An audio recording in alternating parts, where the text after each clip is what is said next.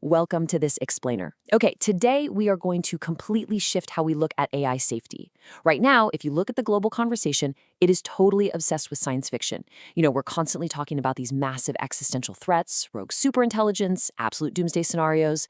But today, we're diving into a really groundbreaking position paper from a team of AI researchers, and it brings the focus right back down to earth, specifically to the tangible reality of our workplaces.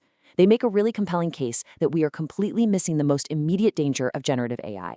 So ask yourself for a second, what exactly pops into your head when you hear AI safety? Is it a malicious hacker using AI to bypass biosecurity?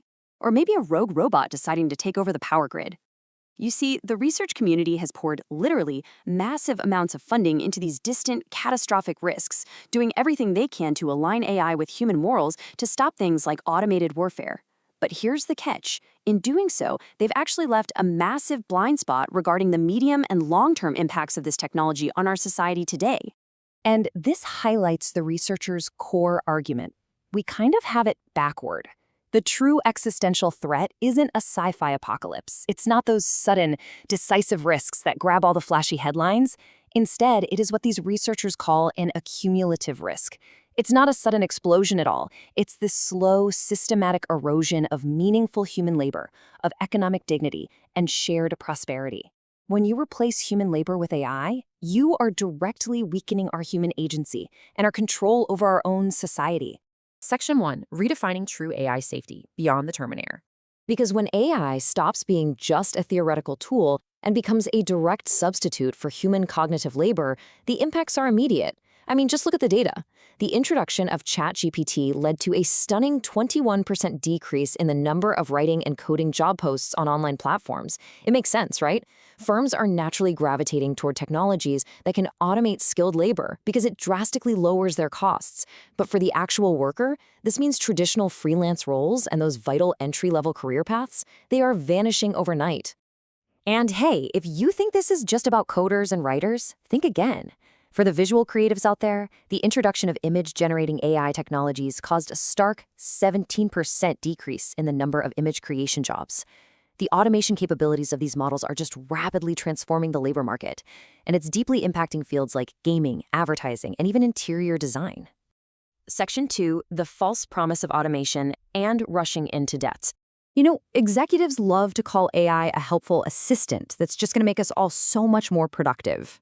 But what's actually happening is an unchecked, highly impractical shift toward complete automation. And this creates a massive problem: societal technical debt. Now, in software, technical debt means taking shortcuts today that you're absolutely going to have to pay for later. AI developers are basically borrowing against our collective future.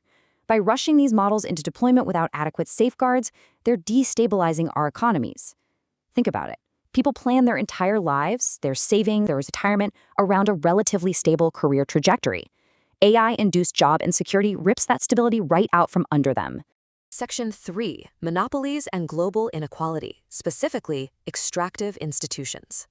To really grasp why this massive disruption is happening, we have to look at the systemic drivers. Economists use this term extractive institutions. It basically describes systems that hoard wealth and power at the very top, actively hindering any sort of shared prosperity.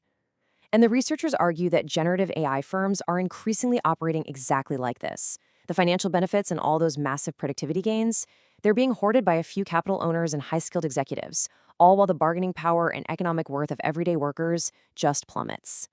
It is rent-seeking behavior on a really massive scale.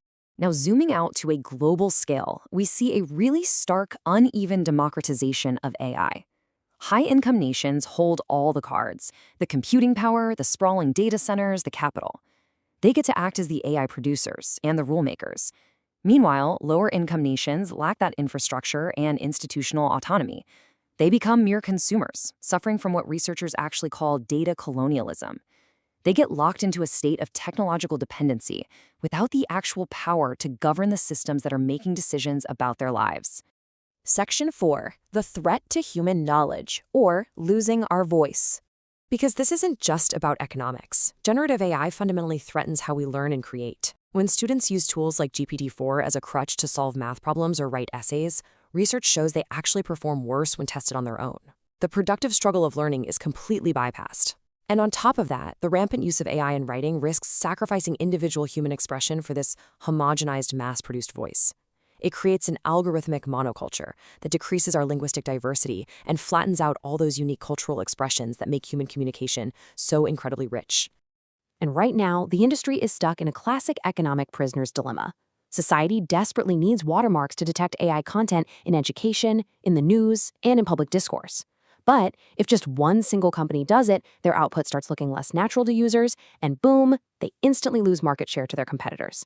So it's literally in no single company's financial interest to label their AI content. And the societal result? We end up with an internet absolutely flooded with untraceable, undetectable AI slop. Which brings us to Section 5, exploitation of creative labor, fair use or theft. Generative AI relies entirely on a foundation of high-quality human data. Without a lifetime of human creative labor from authors, artists, musicians, and coders to train on, these multi-billion-dollar models literally could not exist. Yet listen to this staggering quote from an AI industry executive. Some creative jobs maybe will go away, but maybe they shouldn't have been there in the first place. Wow, that perfectly captures the extractive mindset we were just talking about. It callously dismisses human creative labor, even while the entire industry completely relies on extracting that exact labor to build its products. So you're probably wondering, why don't they just pay the creators? Well, it all comes down to transaction costs. If those costs were zero, tech companies would negotiate with every single author. But because it's simply too expensive and incredibly complex to find and secure licenses from millions of individual people, tech giants just prefer to choose non-compliance. They hide behind the legal defense of fair use, risking copyright lawsuits, and frequently using pirated datasets to build their empires. To them, paying a settlement later is just cheaper than securing permission now. Let's move to solutions. Section 6, a pro-worker AI future and reclaiming agency. I know that all paints a pretty grim picture, but the researchers provide a robust, concrete framework to turn the tide and ensure AI actually benefits everyone. We need vital policy interventions right now. Governments absolutely must expand and modernize unemployment insurance to truly support displaced workers. We need comprehensive social safety nets and robust midlife retraining programs. To break up those monopolies, we have to promote open-source AI models. And to solve that prisoner's dilemma, policymakers must mandate AI watermarking globally, forcing all companies to comply so that no one loses a competitive edge just for doing the right thing. And to stop the exploitation of creatives, the researchers propose some very specific steps. First, mandate the full disclosure of all AI training data. Second, build robust tools to actually audit that pre-training. And third, implement a fair compensation mechanism. They suggest the Shapley royalty share framework. It's inspired by game theory. Basically, think of it as a mathematical formula to figure out exactly who contributed what, and then automatically distribute royalties back to the artists and writers whose data fuels these massive engines. But listen, absolutely none of these policies will happen if we just leave the rulemaking entirely up to the tech companies. We have to prevent regulatory capture. That's when the very corporations causing the problems use their massive wealth to lobby and write the laws that are meant to regulate them.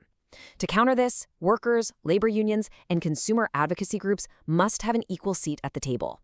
Collective bargaining is absolutely essential here to ensure human-centric values actually win out over corporate lobbying. So, I want to leave you with this final thought to chew on regarding your own agency. The way artificial intelligence reshapes our world and our livelihoods is not some unstoppable force of nature. It's not predetermined by the machines. It is going to be determined by the choices, the guardrails, and the pro-worker policies that we demand today. The true measure of AI safety isn't just about preventing a sci-fi dystopia down the road, it's about actively protecting human dignity right now. Thank you so much for joining me for this explainer, and I highly encourage you to keep questioning the systems being built around us. See you next time.